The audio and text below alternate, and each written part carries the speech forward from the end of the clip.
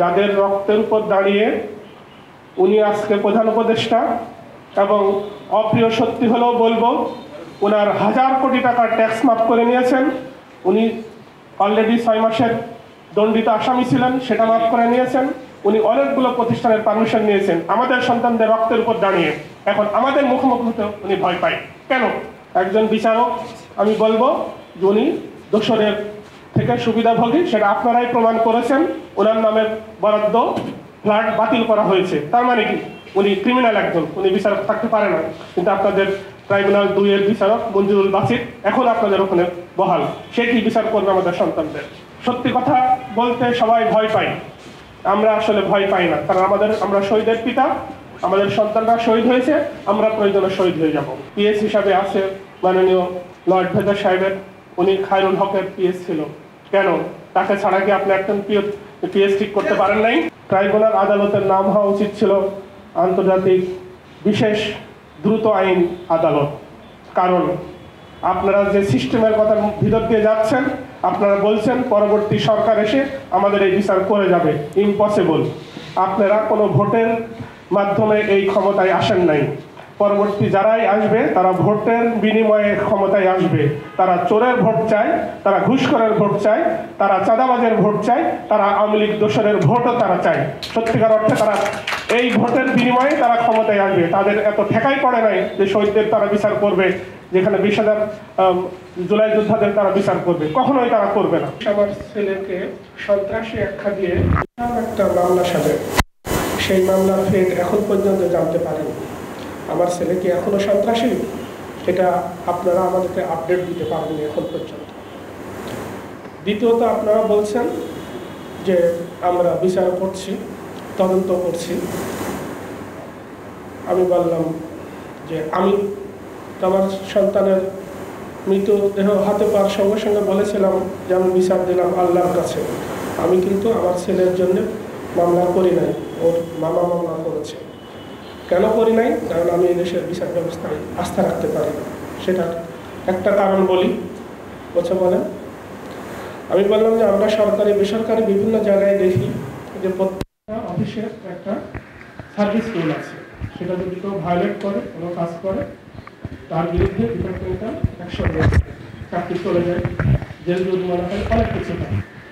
তো পুলিশ বাহিনী সরাসরি এই 24-এর আন্দোলনের শহীদদের সরাসরি হত্যাকাণ্ডে জড়িত ছিল, এবং সেখানে তারা লিথেল আর্ম, যেটা বলেন মারণাস্ত্র, ভয়ঙ্কর মারণাস্ত্র ব্যবহার করেছে। তারা রাস্তায় এপিসি ব্যবহার করেছে, আর্মির থেকে সরাসরি স্নাইপার দিয়ে লোককে হত্যা করা হয়েছে, হেলিকপ্টার থেকে গুলি ছোড়া হয়েছে, বিজিবির থেকে গুলি ছোড়া হয়েছে। এটা বিবিসি এবং আল জাজিরার ডকুমেন্টারিতে আসছে। আপনারা ডিপার্টমেন্টাল কি অ্যাকশন নিয়েছেন এটা আমাকে বলতে হবে। তখন উনি বলছে, না আপনার সাথে আমি আলাদাভাবে কথা বলবো, আচ্ছা ওনার নাম্বারটা রেখে দেন, আপনাকে আমি আলাদা দিকে কথা বলবো। তার মানে কি দাঁড়ালো? যে আমাকে বলা হলো আমাকে সব থেকে বেশি সময় দিবে, আর যখন আমি বলা শুরু করেছি তখন বলা হচ্ছে যে আপনার সাথে একাকী কথা বলবো। তো আমি কি একাকী কথা বলার জন্য গিয়েছি? শুধু কি আমার ছেলের বিচারের জন্য আমি গিয়েছি? আমি গিয়েছি সকল শহীদদের, সকল আত্মযোদ্ধাদের জন্য। ফাউন্ডেশনের সদস্য হিসাবে দেখা করতে গিয়েছি। উনি বলছে যে আপনাদের সাথে আমার বসা হয় নাই, আমি একদিন সারাদিন আপনাদের জন্য রাখবো, আপনাদের কথা শুনবো। কিন্তু 1 বছর পার হয়ে গেছে, উনি আমাদেরকে সময় দেয়নি, দিতে পারেনি। আগামী 5ই আগস্ট জুলাই স্মৃতি ফাউন্ডেশনের উদ্যোগে আমরা একটা প্রজেক্ট সাবমিট করলাম বাংলাদেশ ব্যাংকে, যে সেখানে ওনার সম্মতিতেই, যেহেতু তার অফিস সম্মতি দিয়েছে মানে ওনার সম্মতিতেই বলতে হবে, যে চীন মৈত্রী সম্মেলন কেন্দ্রে সকল শহীদ পরিবারকে আনা হবে এবং উনি সেখানে প্রধান অতিথি হিসেবে থাকবেন। দুঃখজনক হলেও সত্য, ওনার দপ্তর সেটা অস্বীকার করেছে, এবং মুক্তিযুদ্ধ মন্ত্রণালয় আমাদের কাছ থেকে যে আইডি কার্ড এবং ছবি নিয়ে ওই দিনকার প্রবেশ নিয়ন্ত্রণ করতে চেয়েছিল সেটা প্রত্যাহার করে নিয়েছে।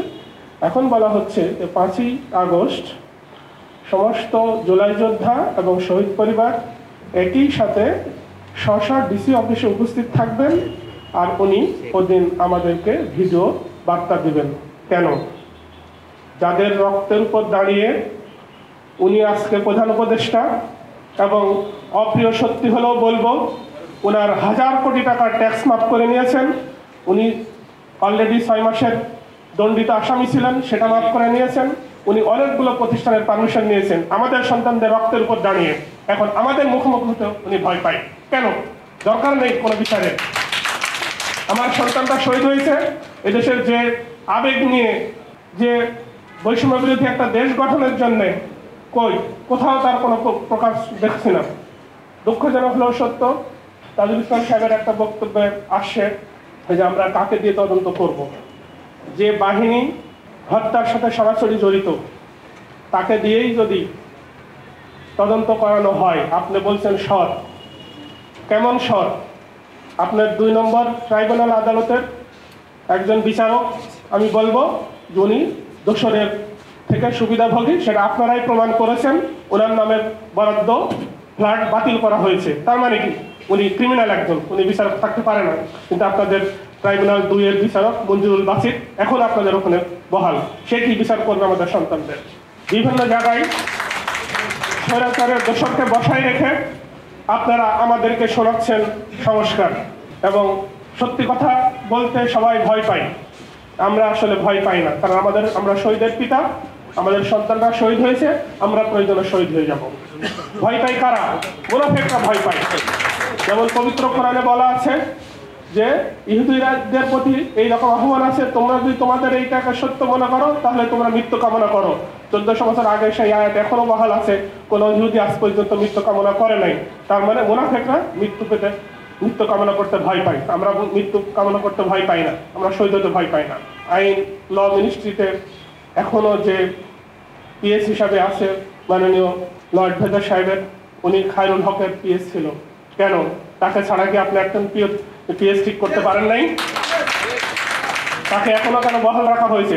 প্রত্যেকটা জায়গায় স্বৈরাচারের দোষর ঢুকাই রেখে আমাদেরকে সান্ত্বনা দেওয়া হয়। এই কথাগুলো কেউ বলতে গেলে আমরা বলতে পারি না, আমাদের কাছে বিদেশ থেকে তারা বার্তা দেয়, বলতে বাধ্য হচ্ছি। একটা কেসে সবাইকে মাপ খালাস করে দিয়েছেন, বলে দিই বাবুল সাহেবকে, বিএনপির ভারপ্রাপ্ত চেয়ারম্যানকে, কিন্তু ওই কেসেই যারা আলেম ওলামা ছিল তাদেরকে এখন আটকায় রাখছেন। কোন আইনের বলে? বিডিআরের একটা কেসে তাদেরকে খালাস করে দেওয়া হয়েছে, তাদের শাস্তি হয়েছে, কিন্তু তাদেরকে আবার অস্ত্র আইন দেখায় আবার তাদেরকে আটকানো হয়েছে, আর 16 বছর তারা এখনো তার জেলে আছে। কোন আইনের বলে? এখনো যদি আমরা এই আইনই দেখতে হয় তাহলে আপনারা কি করবেন? আপনারা 1 বছর চলে গেল, যদি আইন ওই ব্রিটিশ আইনই মানতে হয়, যদি স্বৈরাচারের সেই সংবিধানই মানতে হয়, তাহলে আমাদের সন্তানরা তো সংবিধান মেনে আন্দোলন করে নাই। আর আপনাদেরকে কে বাধ্য করছে যে হচ্ছে সংবিধান মানতে হবে? এখানে আমি বলছি, আপনার লেখছেন জুলাই গণহত্যার বিচার আলোচনা। আমি চাই এটা হওয়া উচিত ছিল জুলাই গণহত্যার বিচারের আপডেট, আর ইন্টারন্যাশনাল অপরাধ ট্রাইব্যুনাল আদালতের নাম হওয়া উচিত ছিল আন্তর্জাতিক বিশেষ দ্রুত আইন আদালত। কারণ আপনারা যে সিস্টেমের কথা ভিতর দিয়ে যাচ্ছেন, আপনারা বলছেন পরবর্তী সরকার এসে আমাদের এই বিচার করে যাবে, ইম্পসিবল। আপনারা কোনো ভোটের মাধ্যমে এই ক্ষমতায় আসেন নাই। পরবর্তী যারাই আসবে তারা ভোটের বিনিময়ে ক্ষমতায় আসবে। তারা চোরের ভোট চায়, তারা ঘুষখোরের ভোট চায়, তারা চাঁদাবাজের ভোট চায়, তারা আওয়ামী লীগ দোসরের ভোটও তারা চায়।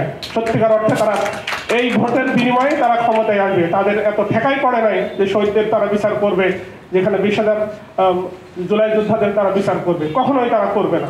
সুতরাং আমাদেরকে এটাই বাস্তবতা। কিন্তু এটা আমরা বললে আমরা আপনাদের কাছে অপ্রিয় হচ্ছি, আমরা অপ্রিয় হতে ভয় পাই না।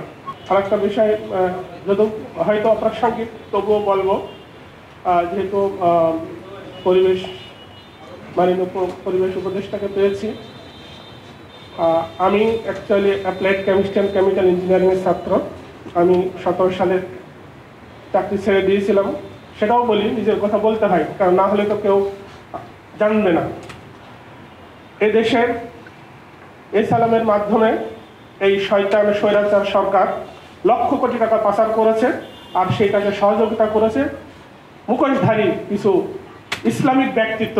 কারণ তারা ইসলামিক ব্যাংকগুলোকে বেশি টার্গেট করেছিল, এবং তারা তাদের সহযোগিতায় এই লক্ষ কোটি টাকা পাচারে সহযোগিতা করেছে। আমি তখন যমুনা ব্যাংকের গুলশান ব্রাঞ্চের ম্যানেজার। 16 সালের শেষের দিকে আমাকে বলা হলো যে অমুক অমুককে লোন দিতে হবে। আমি বলি স্যার তাদের সিকিউরিটি ওনার একটা চেক দেবে। বলছে সরি, আমি আমার এই 20 বছর চাকরি জীবনে এমন কোনো আনইথিক্যাল কাজ করি নাই, সুতরাং চেকের বিনিময়ে কাউকে আমি লোন নেবার প্রপোজাল পাঠাবো না। কারণ আপনারা সবাই জানেন যে কোনো লোন হেড অফিস থেকে অ্যাপ্রুভ হয়, কিন্তু প্রস্তাবনা আসতে হবে কোনো ব্রাঞ্চ থেকে। আমি যেহেতু ব্রাঞ্চ ম্যানেজার, আমি সেটাকে অস্বীকার করেছি এবং স্বাভাবিকভাবেই আমাকে ট্রান্সফার করা হয়েছে, হেড অফিসে ক্লোজ করা হয়েছে। আমি তখন বলছি যে প্রয়োজনে চাকরি করবো না, এবং আমি তাই চাকরি করি নাই। কিন্তু এই সৎ সাহসটা এদেশের লক্ষ লক্ষ বললে ভুল, কোটি কোটি লোক দেখাইতে পারে নাই। আর দেখাইতে পারে নাই বলেই আজকে আমরা এই 16 বছর 17 বছর দেশটাকে ধ্বংস হতে আমাদের চোখের সামনে দেখেছি।